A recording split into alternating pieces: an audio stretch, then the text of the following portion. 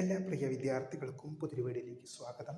Kannur, Kerala, Calicut, MG യൂണിവേഴ്സിറ്റികളിൽ ഒരു degree പ്രവേശനം ആഗ്രഹിക്കുന്ന വിദ്യാർത്ഥികളുടെ മുഴുവൻ സംശയങ്ങൾക്കുള്ള മറുപടിയാണ് ഈ ഒരു വീഡിയോയിൽ കൂടെ നിങ്ങളുമായി പങ്കുവെക്കാൻ ആഗ്രഹിക്കുന്നത്. വിശദമായ വാർത്തയിലേക്ക് പോകും മുമ്പായിട്ട് ആദ്യമായി ടീച്ചർ കാണുന്ന വിദ്യാർത്ഥി ഉണ്ടെങ്കിൽ തീർച്ചയായും മറക്കണ്ട സബ്സ്ക്രൈബ് ചെയ്ത് കൂടെ പോരാൻ പ്രത്യേകം ശ്രദ്ധിക്കാം. സബ്സ്ക്രൈബ് ചെയ്തതിനൊപ്പം നോട്ടിഫിക്കേഷൻ ബില്ലുകളെ ഓൾ ഓപ്ഷൻ എനേബിൾ ചെയ്യാനും ചാനൽ വീഡിയോസ് നിങ്ങൾക്ക് ഉപകാരപ്രദമാകുന്നുണ്ട് തീർച്ചയായും ലൈക്കും കൂടി ചെയ്യാനും അതുപോലെ നിങ്ങളുടെ സുഹൃത്തുക്കളിലേക്ക് ഷെയർ ചെയ്ത് കൊടുക്കാനും കൂടി പ്രത്യേകം ശ്രദ്ധിക്കാം. അതുപോലെ നമ്മുടെ ചാനലിലെ വാട്സപ്പ് ചാനലിൽ ജോയിൻ ചെയ്യാനുള്ള ലിങ്ക് നിങ്ങൾക്ക് വീഡിയോയ്ക്ക് താഴെ ഡിസ്ക്രിപ്ഷൻ ബോക്സിൽ നൽകുന്നതായിരിക്കും. അപ്പോൾ നമുക്ക് നിലവിൽ വളരെ പ്രധാനം അറിയിക്കുന്ന വാർത്തയിലേക്ക് തന്നെ കിടക്കാം. കണ്ണൂർ, കേരള, കാലിക്കറ്റ്, MG യൂണിവേഴ്സിറ്റികളിൽ ഒരു ബിരുദ പഠനം ആഗ്രഹിക്കുന്ന വിദ്യാർത്ഥികൾ നിർബന്ധമായും ശ്രദ്ധിക്കേണ്ട കുറച്ച് സംശയങ്ങളാണ് ഈ വീഡിയോയിൽ കൂടെ പ്രധാനമായും പങ്കുവെക്കാൻ ആഗ്രഹിക്കുന്നത്. പ്രിയ വിദ്യാർത്ഥികൾ മനസ്സിലാക്കേണ്ട ഒരു കാര്യം എന്ന് പറയുന്നത്, കണ്ണൂർ യൂണിവേഴ്സിറ്റിയുടെ കാര്യം എടുക്കുകയാണെങ്കിൽ അഡ്മിഷൻ്റെ ലാസ്റ്റ് ഡേറ്റ് ജൂൺ മാസം 17ആണ്. ജൂൺ 17ആണ് അഡ്മിഷനായി അപ്ലൈ ചെയ്യാനുള്ള ലാസ്റ്റ് ദിവസം. കേരള യൂണിവേഴ്സിറ്റിയുടെ അതുപോലെ തന്നെ കാലിക്കറ്റ് യൂണിവേഴ്സിറ്റിയുടെയും MG യൂണിവേഴ്സിറ്റിയുടെയും ജൂൺ മാസം 7-ാം തീയതി. അപ്പോൾ കേരള യൂണിവേഴ്സിറ്റിയുടെ അഡ്മിഷൻ ക്ലോസ് ആയി എന്ന് അറിയില്ല. ഇതുവരെ ചെയ്യാത്തവർ നിർബന്ധമായും വെബ്സൈറ്റ് നോക്കി ചെയ്യുക. അപ്പോൾ പല വിദ്യാർത്ഥികളും ചോദിക്കുന്ന ഒരു സംശയം തന്നെയാണ്, അഡ്മിഷൻ സമയത്ത് എത്ര ഫീസാണ് അടയ്ക്കേണ്ടി വരിക?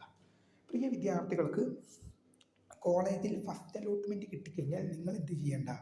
ഫസ്റ്റ് അലോട്ട്മെൻറ്റിൽ കിട്ടുമ്പോൾ നിങ്ങൾ പ്രവേശനത്തിനായിട്ട് പോകേണ്ട ആവശ്യമില്ല. ഫസ്റ്റ് അലോട്ട്മെൻറ്റ് ലഭിച്ചു കഴിഞ്ഞാൽ നിങ്ങൾ ഏത് യൂണിവേഴ്സിറ്റി ആണെങ്കിലും, കേരള യൂണിവേഴ്സിറ്റി ആണെങ്കിലും, കണ്ണൂർ യൂണിവേഴ്സിറ്റി ആണെങ്കിലും, കാലിക്കറ്റ് യൂണിവേഴ്സിറ്റി ആണെങ്കിലും, MG യൂണിവേഴ്സിറ്റി ആണെങ്കിലും, നിങ്ങൾ മാൻഡറ്ററി ഫീ അടച്ച് നിങ്ങൾക്ക് ലഭിച്ച സീറ്റ് സ്ഥിരപ്പെടുത്തുകയാണ് ചെയ്യുന്നത്. നിങ്ങൾ മാൻഡറ്ററി ഫീ അടയ്ക്കുകയും ശേഷം നിങ്ങൾക്ക് ലഭിച്ച സീറ്റ് കൺഫേം ചെയ്യുകയാണ് ചെയ്യേണ്ടത്. മാൻഡറ്ററി ഫീ അടച്ച് നിങ്ങൾക്ക് ലഭിച്ച സീറ്റ് കൺഫേം ചെയ്യുകയാണ് ചെയ്യേണ്ടത്. മാൻഡറ്ററി ഫീ എത്ര രൂപയാവുമെന്ന് ചോദിക്കുകയാണെങ്കിൽ 1000 മുതൽ 2000 രൂപ വരെയാണ്. 1000 മുതൽ 2000 രൂപ വരെയാണ് മാൻഡറ്ററി ഫീ ആയിട്ട് അടയ്ക്കേണ്ടി വരുന്നത്. പ്രിയ വിദ്യാർത്ഥികൾ മനസ്സിലാക്കേണ്ട കാര്യം എന്ന് പറയുന്നത്, അത് മാൻഡറ്ററി ഫീ എന്ന് വെച്ചാൽ നിങ്ങൾക്ക് ലഭിച്ച സീറ്റ് കൺഫേം ചെയ്യുന്നതിന് വേണ്ടിയിട്ടാണ് മാൻഡറ്ററി ഫീ അടയ്ക്കേണ്ടി വരുന്നതെന്ന് പ്രിയ വിദ്യാർത്ഥികൾ ഓർത്തിരിക്കുക. അത് കേരള യൂണിവേഴ്സിറ്റി ആണെങ്കിലും, കണ്ണൂർ യൂണിവേഴ്സിറ്റി ആണെങ്കിലും, കാലിക്കറ്റ് യൂണിവേഴ്സിറ്റി ആണെങ്കിലും, MG യൂണിവേഴ്സിറ്റി ആണെങ്കിലും, എല്ലാ യൂണിവേഴ്സിറ്റിക്കും വ്യത്യസ്തമായ ഫീസാണ്. അതിന് വ്യത്യാസം ഉണ്ടാകും. ഓക്കെ, ഇനി